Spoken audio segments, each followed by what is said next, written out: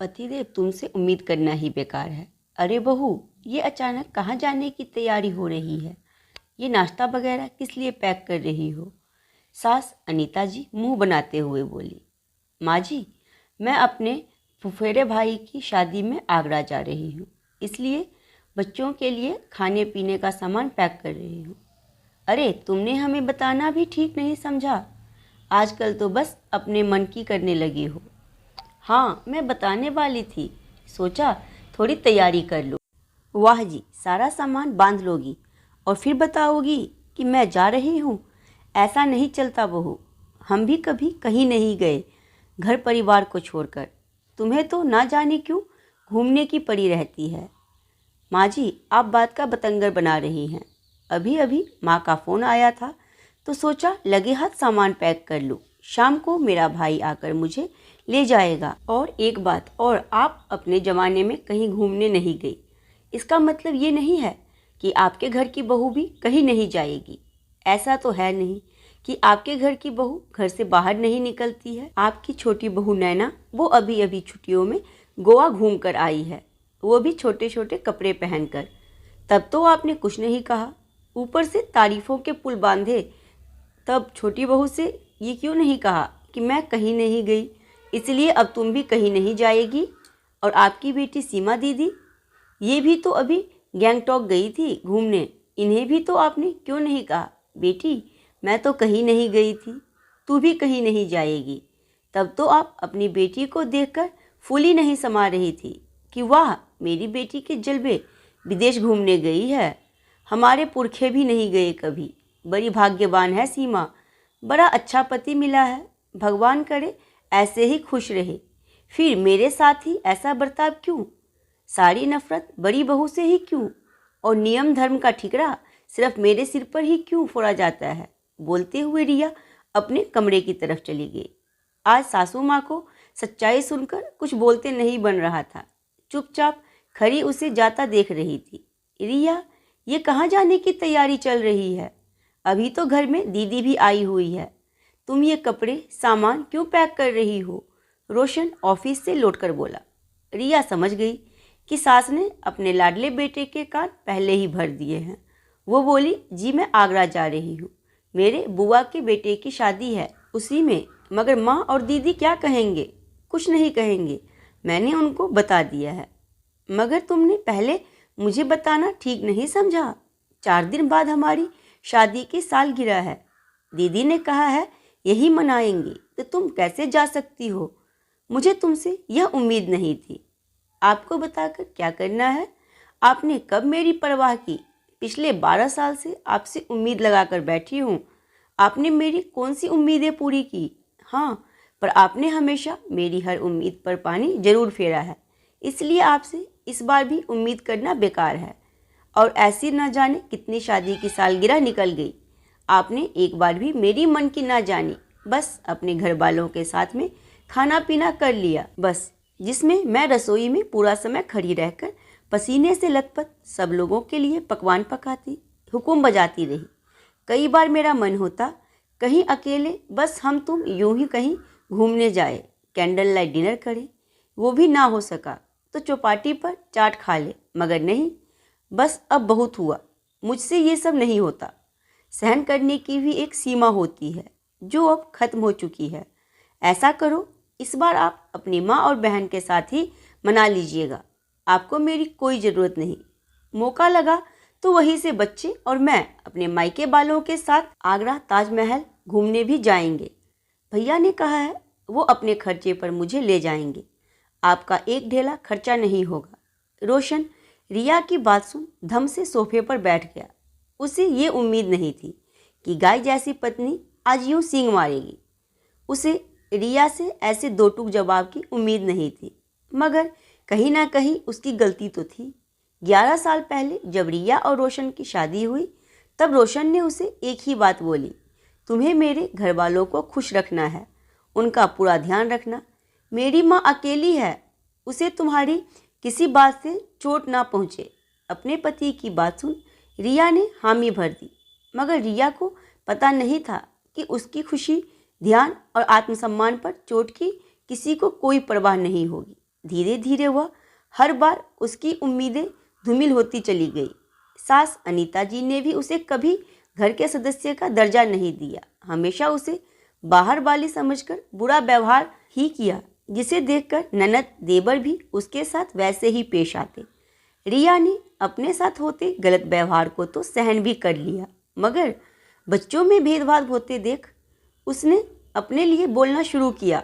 तब से वह बुरी और असंस्कारी बहू बन गई। अब कोई भी उससे अपनी मनमर्जी का काम नहीं करवा पाता। रिया को सही लगता तो कर देती, वरना ना में जवाब देकर आगे बढ़ जाती। कोई मुंह पर तो कुछ नहीं कहता था, पर पीठ पीछे बातें बनाने का सिलसिला चलता रहा। सास अनीता जी ने शुरू से ही बेटे बहू पर अपना शिकंजा कसकर रखा। कहीं रीति रिवाज तो कहीं दकियानुसी परंपराओं के नाम पर उसे मूर्ख बनाती रही। जब वो हनीमून पर जाने वाले थे तो खुद की तबीयत का बहाना कर उन्हें रोक लिया। उसके बाद ननद सीमा की शादी के नाम पर रोका, तो कभी खर्चों के नाम पर। इस तरह से उनके 11 साल खराब होते चले गए।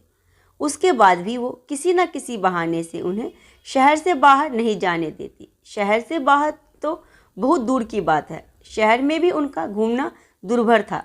रिया बड़ी मुश्किल से साल में एक बार अपने मायके जाती, उसमें भी ननद आएगी कहकर बहाने से उसे 10 दिन के अंदर ही वापस बुला लिया जाता और झोंक दिया जाता चूल्हा चौका में। इस बात पर रोशन ने हमेशा अपनी माँ का समर्थन किया, क्योंकि वो एक आज्ञाकारी पुत्र है। अपनी माँ की अवहेलना कैसे कर सकता था? तो माँ जैसा कहती उनका श्रवण कुमार करता रहा और रिया की उम्मीदों पर पानी फिरता रहा। मायके की शादियों में जाना भी बड़ी मुश्किल से होता था। उसमें भी अगर कोई ससुराल की शादी निकल आए तो वो उसे भेजते नहीं थे। कहते घर की शादी में बहुत काम है, इन्हें देखो, तुम घर की बड़ी बहू हो, ये सब तुम्हारी जिम्मेदारी है। इस तरह अपनी जिम्मेदारी उस पर छोड़ उसकी खुशियों की बलि देते रहते। इतने सालों में रिया को जिंदगी ने एक सबक दे दिया था कि जितनी कम उम्मीद वो लोगों से करेगी उतना ही ज़्यादा खुश रह पाएगी। इसलिए लोगों से जलने की बजाय, घुटने की बजाय अब उसने अपने लिए फैसला लेना शुरू किया और इस फैसले के तहत वो आज घूमने फिरने निकल पड़ी अकेली। रिया के फुफेरे भाई राकेश की शादी घर से ही हो रही थी, इसीलिए फंक्शन बड़ी मन से निभाए जा रहे थे। गणेश पूजन, मटकोर, हल्दी, मेहंदी, हर प्रोग्राम के बीच काफ़ी समय मिलता तो रिया अपने किसी भी कजन को लेकर कभी प्रेम मंदिर, बांके बिहारी मंदिर, गीता मंदिर, निधिवन घूमने निकल जाती। वहीं तरह तरह के फ़ोटो खिंचवाती। उन फोटो को बीटी चूकू ने अपने पापा के फ़ोन पर सेंड कर दिए, जिसे देख रोशन को अपनी आंखों पर विश्वास नहीं हुआ।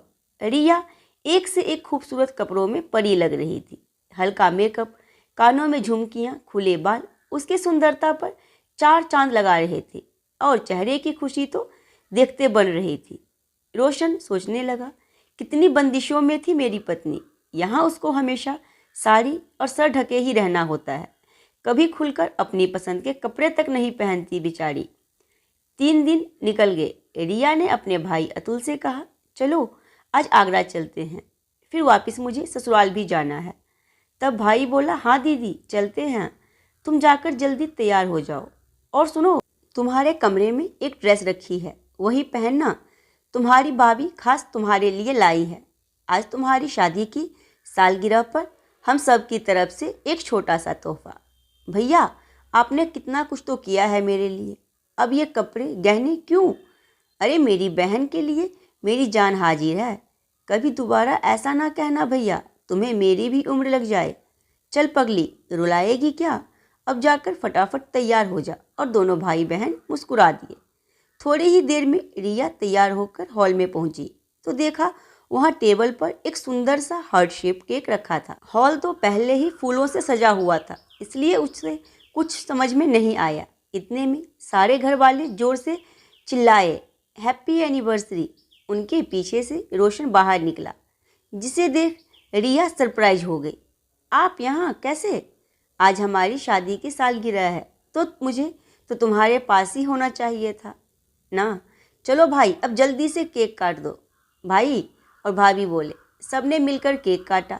फिर थोड़ी ही देर बाद रोशन बोला, चलो आज का पूरा दिन हमारी रानी साहिबा के लिए। मगर मैं तो भैया के साथ ताजमहल देखने जा रही हूँ। ऐसा भी जुल्म मत करो मुझ पर। माना हम शाहजहां ना सही, पर तुम तो हमारी मुमताज हो। अपने साथ चलने की हमें इजाज़त दे दो। कहते हुए रोशन घुटनों के बल बैठ गया और एक सुंदर सी अंगूठी उसकी उंगली में पहना दी।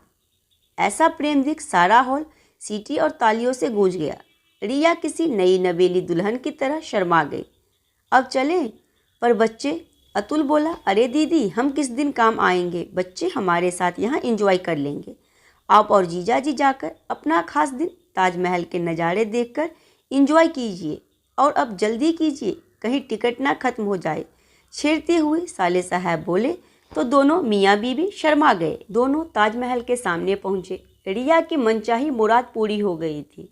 ताजमहल को टीवी फिल्मों में तो कई बार देखा था, पर साक्षात उसे ये प्यार की निशानी देखने की चाह वर्षों से थी। उसी समय रोशन रिया का हाथ पकड़कर बोला, हम मर्दों को तो ये बताया जाता है कि हमें अपने माँ बाप की सेवा करनी है, छोटे भाई बहन संभालने हैं, घर परिवार के प्रति जिम्मेदारी निभानी है, मगर कोई ये नहीं बताता जो आपके लिए माता पिता भाई बहन अपना घर संसार सब कुछ छोड़कर आई है, उसकी जिम्मेदारी भी आपको ही उठानी है।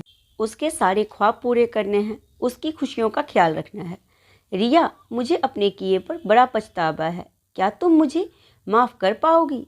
तब रिया रोशन को चुप रहने का इशारा करती है और कहती है, अब जो हो गया वह बदला तो नहीं जा सकता, मगर उसे ठीक जरूर किया जा सकता है। और कहते हुए उसका हाथ थाम लेती है। तभी एक फोटोग्राफर उनसे बोला, सर एक फ़ोटो खिंचवा लेंगे? रोशन बोला, हाँ हाँ ज़रूर खिंचवाएंगे, और हर बार अलग अलग एंगल से खींचना, हमारी रानी साहिबा को कोई शिकायत नहीं होनी चाहिए। एक फ़ोटो रिया ने लाल जोड़ा पहने मेहंदी वाले हाथों से अपने जीवन साथी का हाथ अपने हाथ में थामे मोहब्बत की निशानी ताजमहल के सामने खिलखिलाती हुई खड़ी थी, क्योंकि आज उसे उम्मीदों से परे इतनी खुशियाँ जो मिली थी। दोस्तों, माना जितनी कम उम्मीद करेंगे उतने ज़्यादा खुश रहेंगे, मगर हम उम्मीदें भी तो अपनों से ही करते हैं ना, जिनके लिए हम जी जान लगा देते हैं। उनसे इतनी उम्मीद तो कर ही सकते हैं कि वो हर बार तो नहीं, पर एक बार तो हमारे दिल की ज़रूर सुने। इसलिए मैं आप सबसे कहना चाहूँगी, जीने के हैं 4 दिन, तो क्यों ना इन 4 दिनों में हम अपनी ज़िंदगी भरपूर जिए, दूसरों की बातों में आकर अपना कीमती समय बर्बाद ना करें। तो आज की कहानी कैसी लगी, अपनी राय मुझे कमेंट बॉक्स में ज़रूर दें। अगर कहानी पसंद आई हो तो वीडियो को लाइक, चैनल सब्सक्राइब, वीडियो को शेयर जरूर करें।